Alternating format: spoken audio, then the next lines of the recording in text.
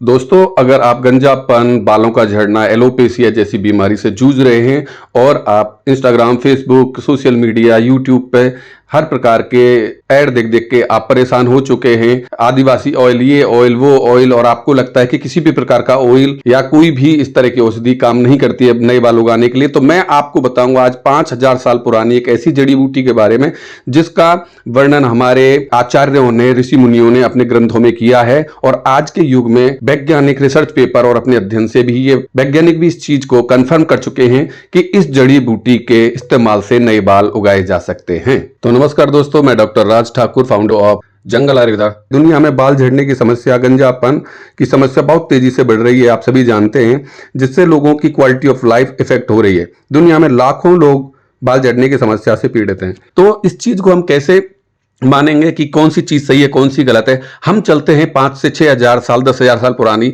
अपने ग्रंथों में, जहां आचार्य सुश्रुत ने, आचार्य चरक जी ने और आचार्य बागवट जी ने अपने ही हाथों से, अपने अनुभव से ऐसी जड़ी बूटियों का वर्णन अपने संहिताओं में किया है जिससे बाल उगाए जा सकते हैं। तो मैं बात कर रहा हूं गुंजारत्ती।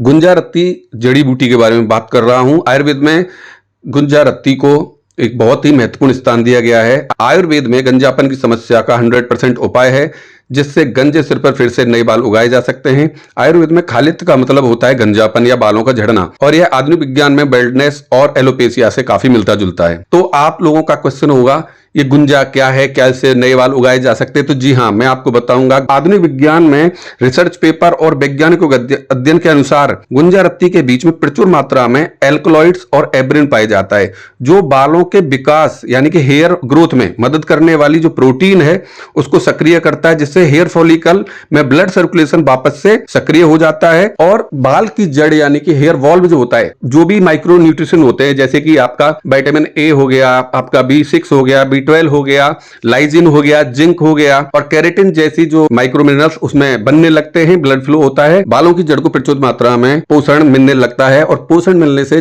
नए केराटिन यानी कि नए बाल का विकास होना शुरू कर देता है, और नीचे से जहां हेयर फॉलिकल अभी निष्क्रिय पड़ा था वो सक्रिय होकर नया बाल बनाना शुरू करता है। और आप कुछ ही दिनों में देखोगे नया बाल आपके गंजे सर पर उगता हुआ एक रोए के रूप में दिखना शुरू हो जाएगा।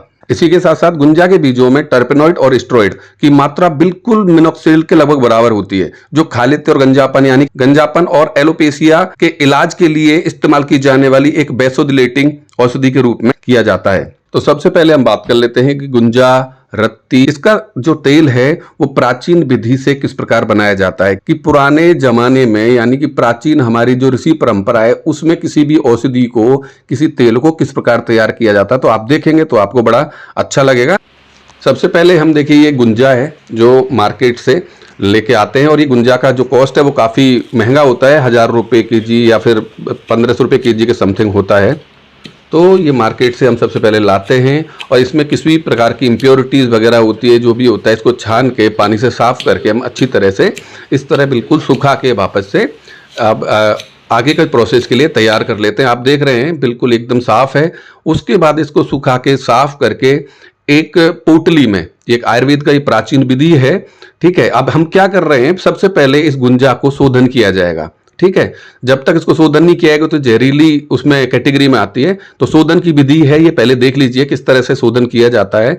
तो पोटली में बांध के उसको अच्छी तरह से, इस तरह से हम एक पात्र लेंगे जिसमें हम दूध यानी कि गाय का दूध होना चाहिए, सिर्फ गाय का दूध, और उस पोटली को आधा उस तरह से लटकाएंगे कि ये एक स्टिक की मदद से, कि ये नीचे पैंदे से टच ना हो, यानी कि जो बेस है इस पात्र का उससे टच नहीं होना चाहिए, आधा हवा में लटकना चाहिए, आधा दूध के अंदर रहना चाहिए।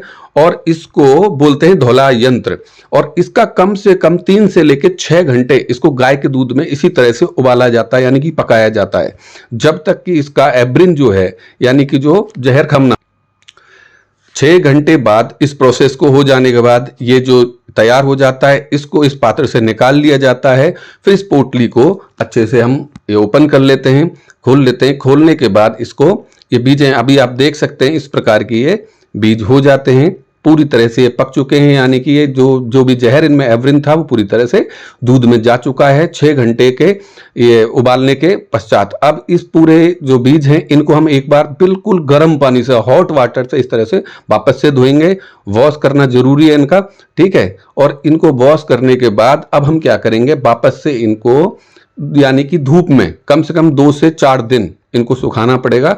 तो हम चलते हैं छत पे और अच्छी धूप देखिए सूरज की हो रही है। हम ये प्रोसेस करते हैं, इसमें बहुत समय लगता है और ये सूरज की गर्मी में धूप में ऊपर अच्छे से 3 से 4 दिन इसको सुखाया जाएगा। सबसे पहले जब ये सूख जाएगा इसको हम देख लेंगे टेस्ट करके। उसके बाद इस जो बीज हैं इनको मिक्सी में क्रश कर लिया जाएगा, यानी कि पूरा पाउडर नहीं बनाया जाएगा, वो लेपा के लिए अलग बनाते हैं, लेकिन हम ऑयल बना रहे हैं तो ऑयल के लिए सिर्फ इनको ग्राइंड किया जाएगा, ठीक है। थोड़ा टुकड़े होने चाहिए, उस तरह से ग्राइंड करके इसको तैयार कर लेंगे। अब चलिए हम बनाने के लिए आगे का प्रोसेस शुरू करते हैं। तो सबसे पहले हम क्या करेंगे, एक कढ़ाई में एक बड़ी कढ़ाई लेंगे, इसमें तिल का तेल, सीसम ऑयल, ठीक है। ये सीसम ऑयल ओरिजिनल होना चाहिए।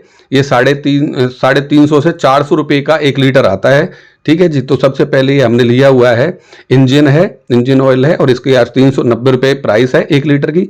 ये हम अच्छे पात्र में डालेंगे। फिर इसके साथ हम जो ऑयल बना रहे हैं उसके लिए हमें चाहिए भृंगराज, ठीक है। तो भृंगराज अभी ताजा हमारे पास अवेलेबल नहीं है, लेकिन पंसारी से आपको ये सूखे हुए रूप में मिल जाएगा, यानी कि पंसारी से आप ले सकते हैं। तो इस ऑयल में हम भृंगराज की मात्रा डाल देंगे। इनकी मात्रा हम आपको बता देंगे कितने तेल में कितना बनाना है, ठीक है जी। ये डिस्क्रिप्शन में आप देख लीजिएगा। उसके बाद हमको दूसरी चीज चाहिए ब्राह्मी, ठीक है। ये प्योर 100% प्योर आयुर्वेदिक प्राचीन तेल है, ठीक है। वीडियो लंबा हो रहा है लेकिन आप ध्यान से देखेंगे तो आपको समझ में आएगा। ये साथ में ही हम इसमें ब्राह्मी भी डाल देंगे, ठीक है। तो भृंगराज, ब्राह्मी और जो हमने जो अपना प्रोसेस किया है डिटॉक्सीफाई, जो हमारे पास गुंजा रत्ती के सीड हैं उनको हमने जो ग्राइंड किया है उसको भी इसमें हम डालेंगे। हम यहाँ पे इनको थोड़ा सा आपस में मिला देते हैं ताकि ये गर्म होने पे थोड़ा धीमी आंच पे इसको पकाना है, बहुत ज़्यादा तेज आग नहीं रहनी चाहिए।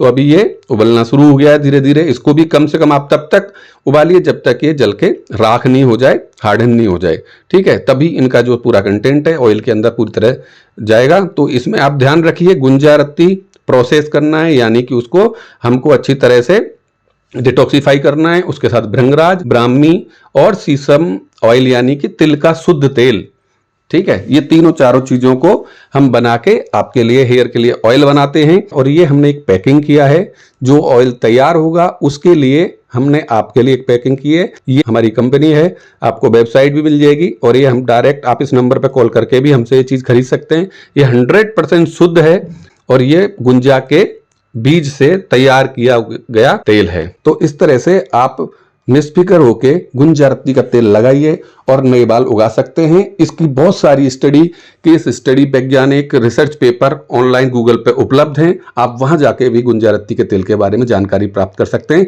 आपका कोई भी सवाल है आप कमेंट में मुझसे पूछ सकते हैं, मैं बताऊंगा आपको, या फिर आप डायरेक्ट कॉल करके हमसे इसके बारे में बात कर सकते हैं। धन्यवाद, फिर मिलूंगा नई वीडियो के साथ, तब तक गुड बाय।